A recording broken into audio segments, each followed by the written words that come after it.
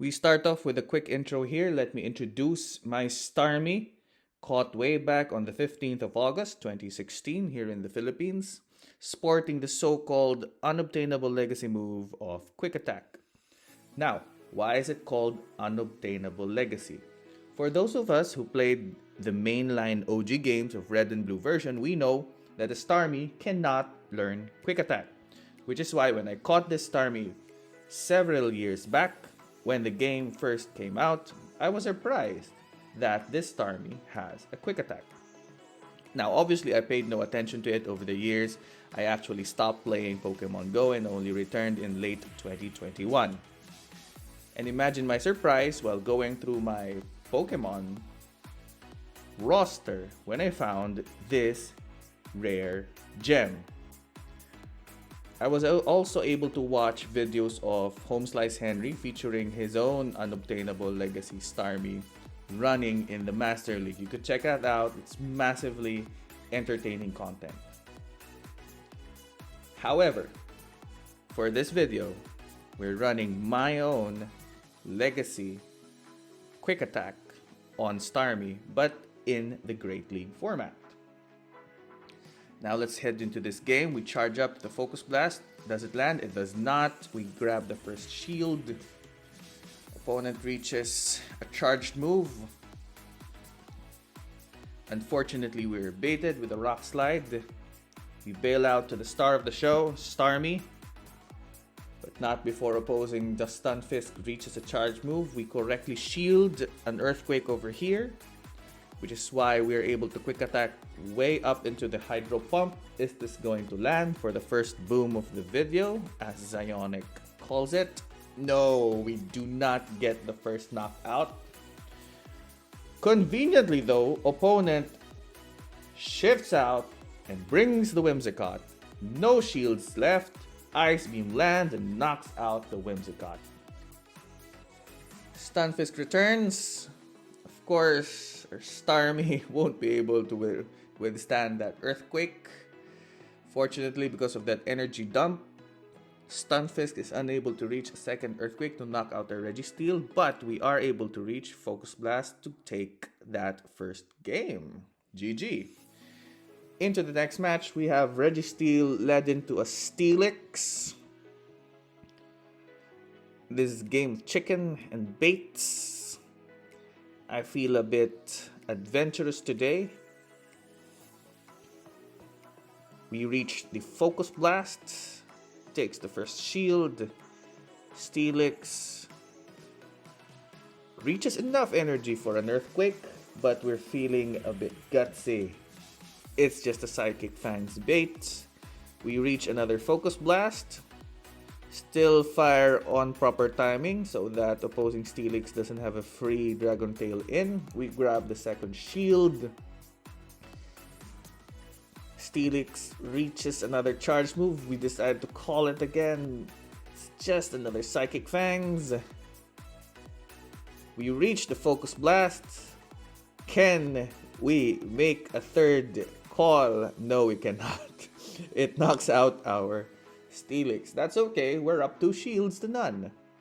And into the match. Star of the show. Steelix without any shields reaches another charged move. We decide to shield up. That is unfortunate. We could resist that Psychic Fangs because Starmie is part Psychic. We reach the Hydro Pump.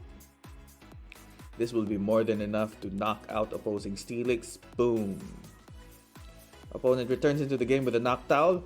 Does opposing Noctowl know? Obviously not. We reach the Ice Beam. Let's see how much this lands. Boom! Look at that massive super effective damage on opposing Noctowl. And Noctowl is very bulky in this format. Noctowl reaches a Sky Attack. We're able to shield that successfully.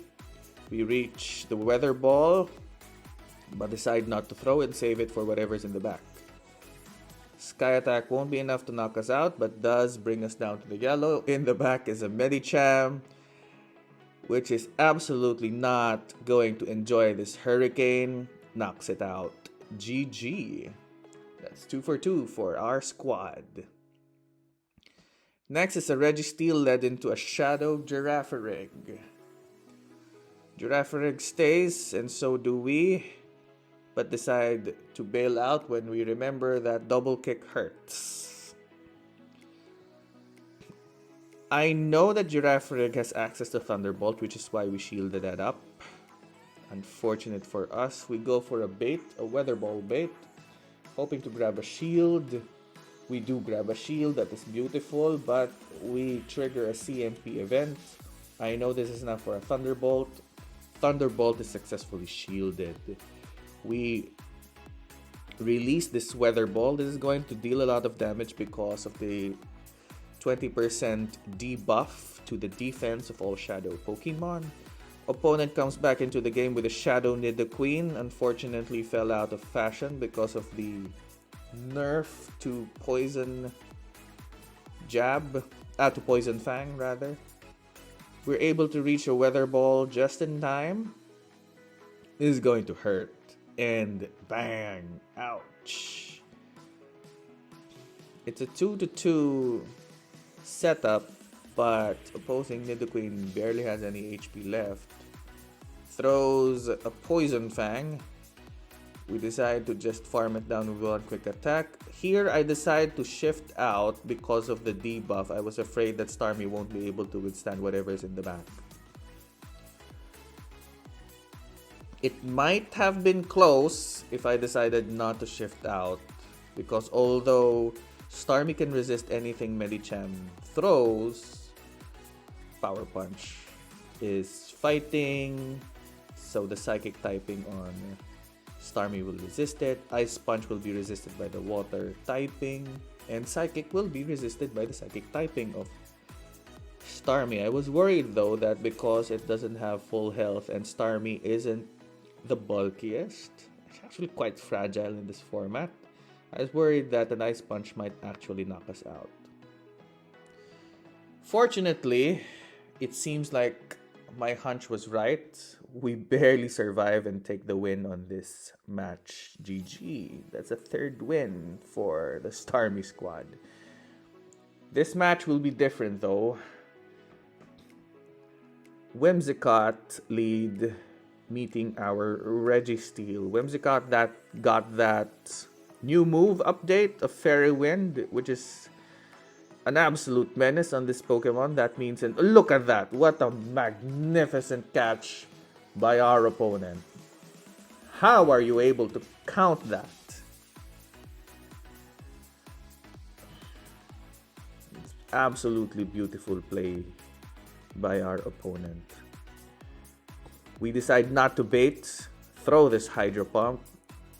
Opponent doesn't shield it. That is so satisfying.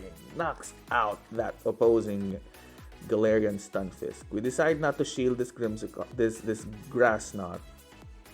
That's okay. Which means we could come back into the game with this Registeel. Opponent comes back with the Shadow Charizard. We fire off this Zap Cannon, hoping to fish a debuff, because obviously he's going to shield up. We get the debuff, that is beautiful. Here, I decide to call a bait. Fantastic, it was a Dragon Claw bait. I get nervous and decide to shield up. In hindsight, probably not the best decision. Build up to the back-to-back Weather Balls, but Charizard reaches another Dragon Claw and slashes our poor Pelipper. We throw this Weather Ball. This will knock out, which is why opponent shields up, and opponent makes another nasty catch. Twice I've been caught in this game. Opponent just pulling all the stops, making all the right calls, dancing around me, making an absolute clinic of my spicy team. Unfortunately, we won't be able to make up for those two absolutely beautiful plays from our opponent. But Registeel wants to go down swinging. I undercharge, wanting to make this a bit more interesting in the end game. Try to make opponents sweat out a little bit, but obviously Shadow Charizard will not be denied. Knocks us out with just a Dragon Claw. GG to our opponent. Into the next match, it's another legend from, I believe, Season 12. That would be the Bea pose. Bea pose. How do you read that name? Bea? Bea pose? And you can tell that this will be another absolute clinic on our part. We'll be on the receiving end, but I don't care. I want to fight. I want to train. Can we reach a Focus Blast before the Dark Pulse? Yes, we do. We can. We fire off. Is this going to land? No, it's not. We grab the final shield. We shield up. Burn the last shield. Dark Pulse is shielded. Opponent makes an absolutely perfectly timed catch. And I can say, my viewers, that was the turning point of this match. Pelipper doesn't want to quit yet. Not just yet. Superior throws out the Frenzy Plant. It hurts because Pelipper is part water. Opponent comes back into the game with Zweilous. I didn't think we could reach a Hurricane, which is why we threw this Weather Ball. Oh, it's miserable. There's no way we could win this, but we want to go down swinging and show opponent our Starmie. Of course, opposing Zweilous reaches a Dark Pulse, and of course, it's going to knock us out with one shot over there. And of course, we won't be able to reach the Focus Blast in time. Legend Trainer making that absolutely beautiful catch knocks us out. It's 2 straight losses for our squad. Let's see what we can do in this next game. We're led into an Obstagoon. We decide to bail immediately because those counters will add up, even though a Focus Blast will absolutely one-shot an Obstagoon, because Obstagoon players will just most likely shield up that Focus Blast. We reach a Hurricane and it lands. Jellicent is just quite bulky, which is why it doesn't knock out. We decide to call a bait. Could be a Bubble Beam or a Surf. That's beautiful. And then we reach another Hurricane.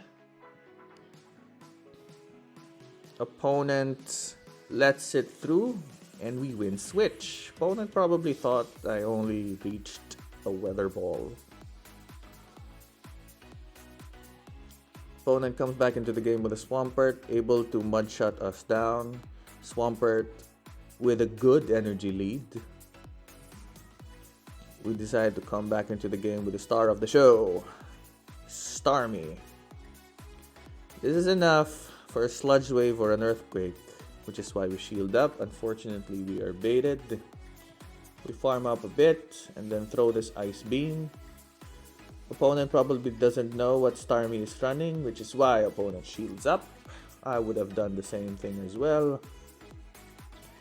Here we get nervous. Is this an Earthquake?